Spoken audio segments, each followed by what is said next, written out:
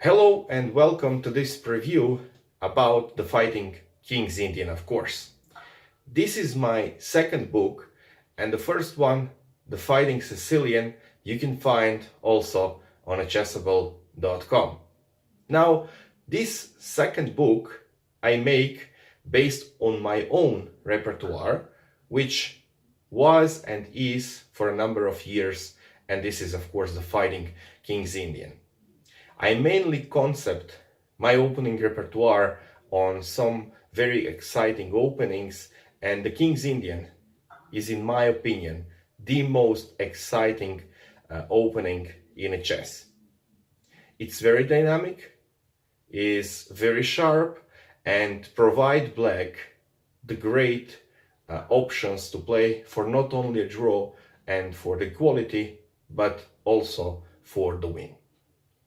Now, the first book, The Fighting Sicilian, was also very sharp and entertaining book, and here the second one I think is even better, of course.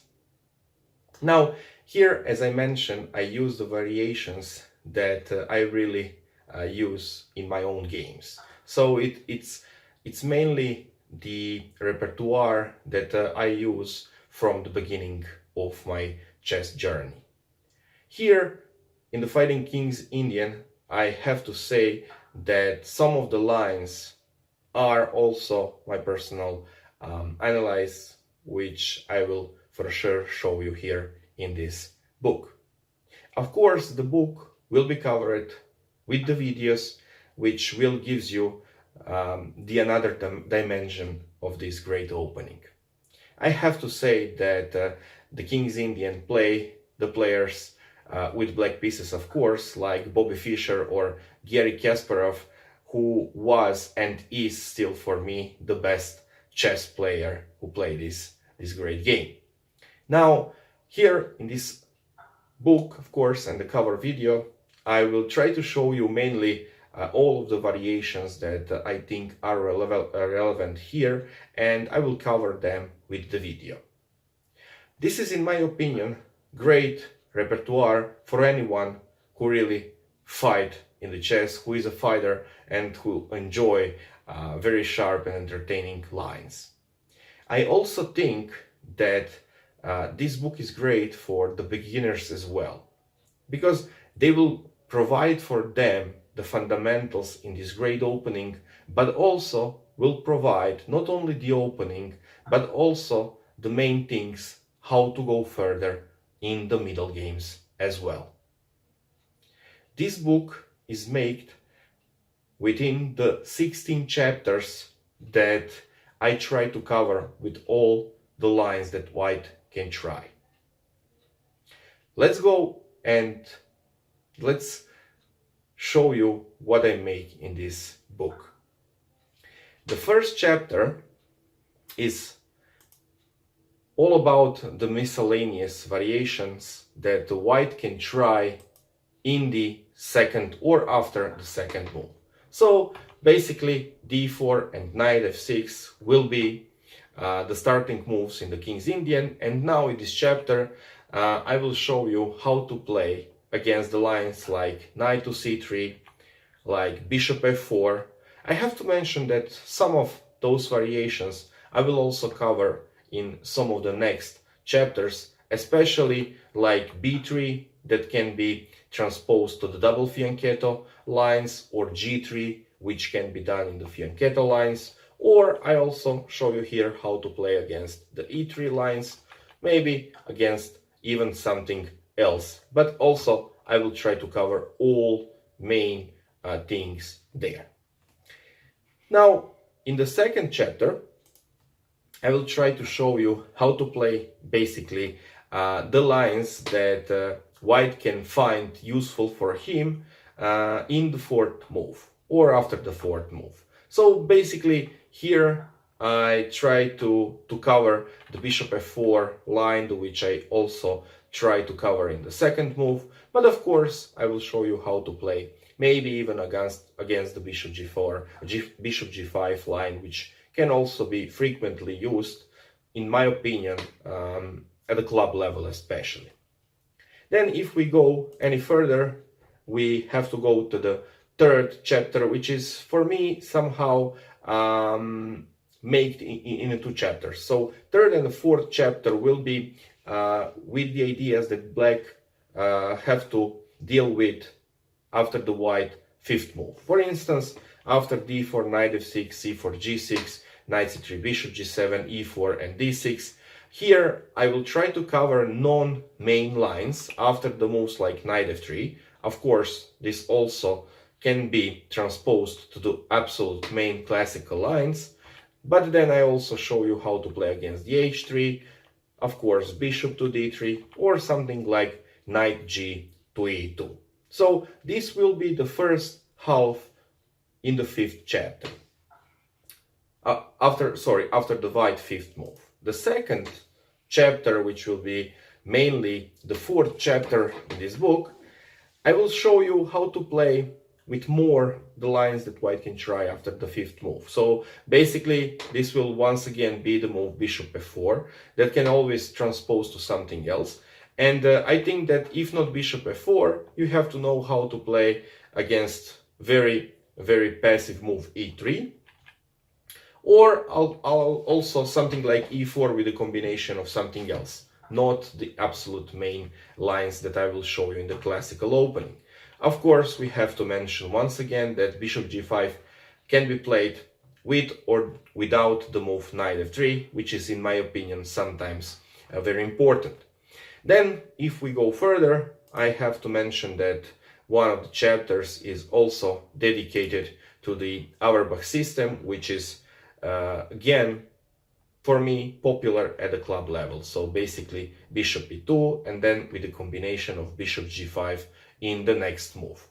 And then from 6th to 8th chapter I really do the main thing. So basically the 6th chapter will be all about the classical line, so-called bayonet attack, which I do not need to introduce anymore because I know that anyone who starts to use this weapon, the King's Indian with black, mainly reach the positions from the classical King's Indian, where today almost I think 50% of the people use this line with the b4. So it's so-called bayonet attack, which is also played for a number of years, and the Kramnik is one of the players who really enjoy this opening with white and makes a great impact on the whole variation.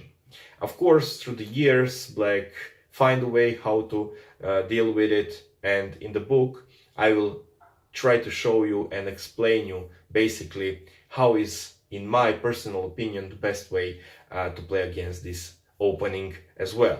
And then of course in the 7th chapter I will speak about something that mainly will happen after the move knight d2 here. So basically you have the players who play in the main classical variation b4 bayonet attack and this knight d2 variation, which is not today frequently played, but you really have to know that this can be the white option and you will face this chapter or this line from time to time.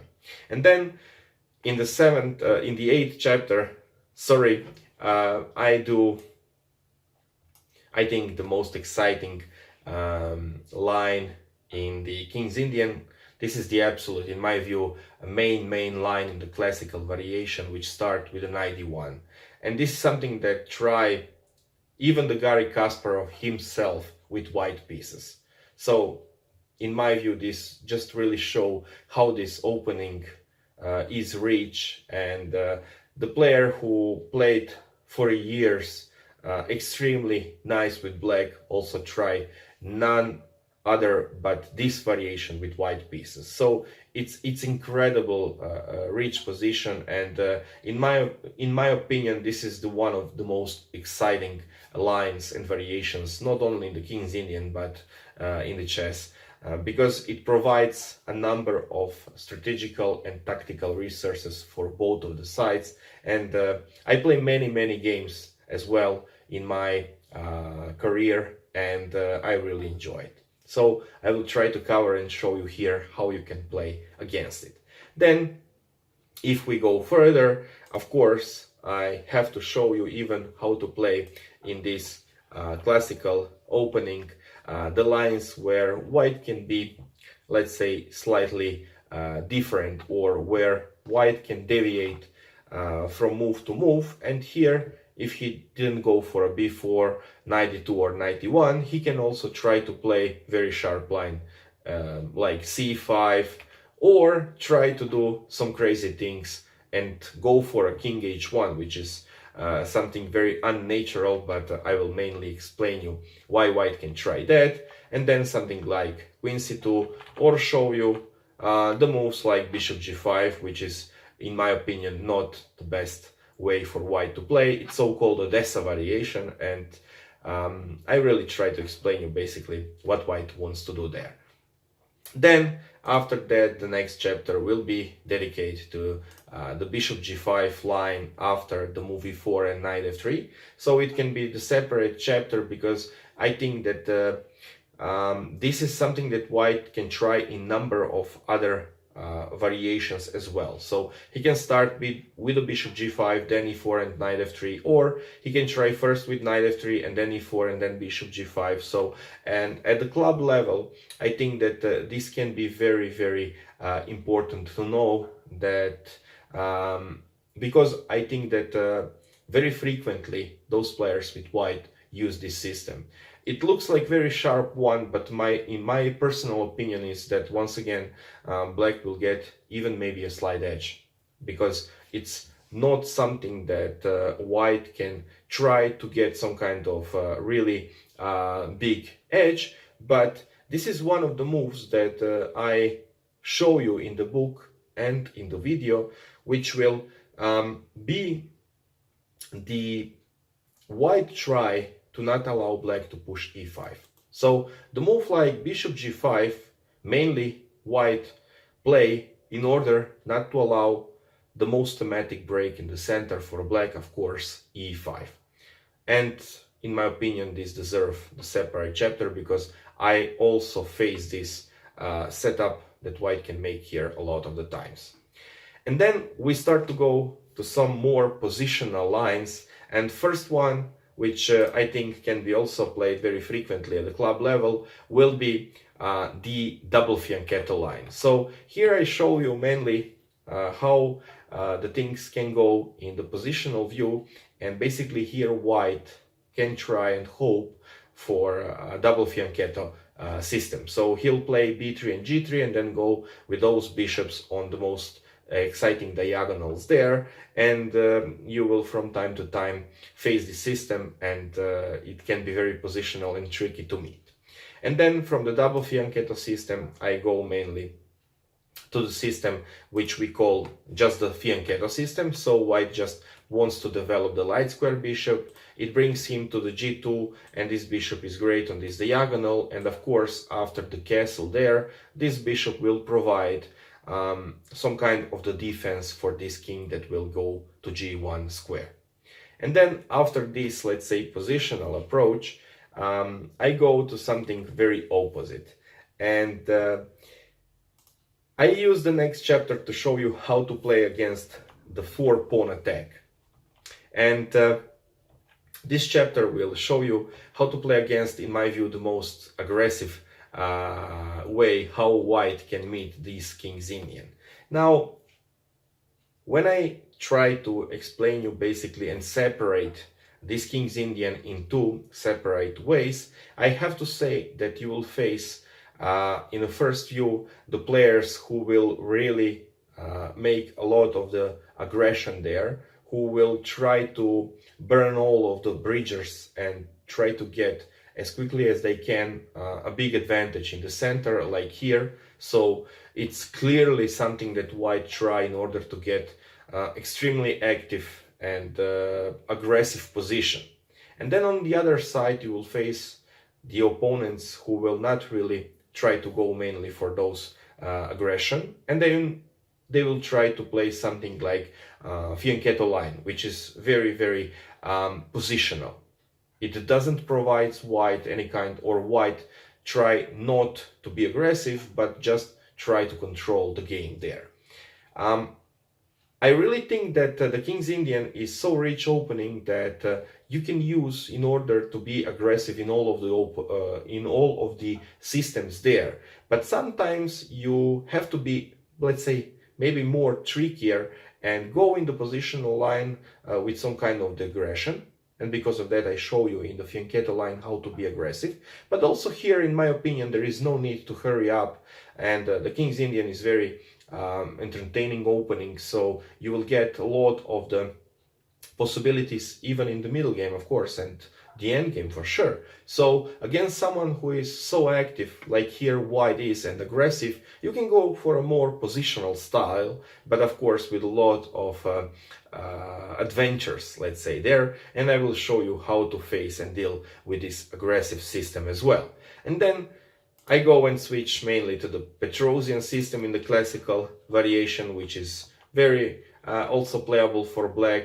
I show you direct line, which will brings black at least a full equality. And after this, I go to the Semish system, one of the systems that is also highly popular at some point on the club level, and you have to be prepared against him. Here, I have to say that I copy one of the opening variations from none other than the great Garry Kasparov, who really show something there. And I really enjoyed something that I saw in his games, something that I saw in his analysis, and I also try to do my best to research and then cover the line, which is extremely entertaining. And here I have to mention that I show the line where black sacrifice a queen for 2 pieces and get, in my view, and also the Garry Kasparov view, extreme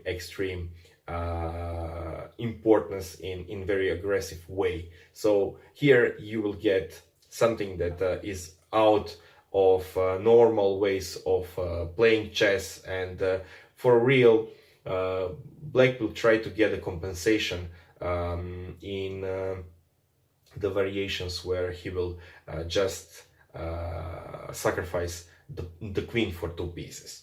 And then when we go further, in the last chapter, I have to mention that I go and show you how to play against the Trompovsky, because I think that this is something that you have to know when you play the knight f6 in the first move. Now, why this is also very important to me, because I played the Trompovsky myself with white pieces, and I know how important is that black know what he is doing in the second move. Black can try here, of course, a number of different options as well, but I will go with the options that I think are very concretely covered in the King's Indian territory. So I will show you how to deal with this opening after the move g6, and I think that black will get very solid position as well. So in all of those chapters that I make here in this book, I will try first of all show you how to use this extremely good and adventurous opening in your own games.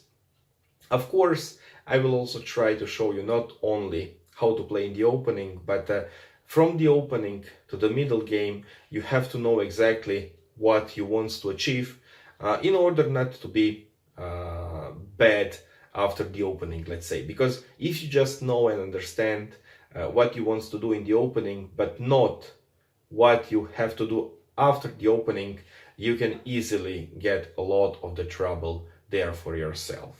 So I will try to cover here many different things in the opening, but slowly show you, of course, what will or have to be your own plans in the middle games, of course.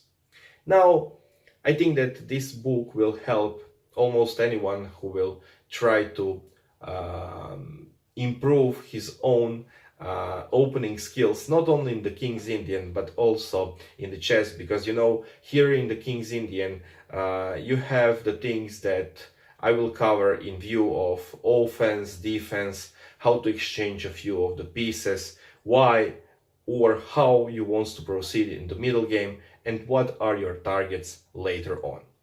The most exciting things in the King's Indian is that absolute main lines like the classical variations with the knight e1 or b4, mainly black wants to go for a white king. And then I like to say that even though white completely break black on the queen side, if black manage to mate the opponent king or white king, the game is over and black win.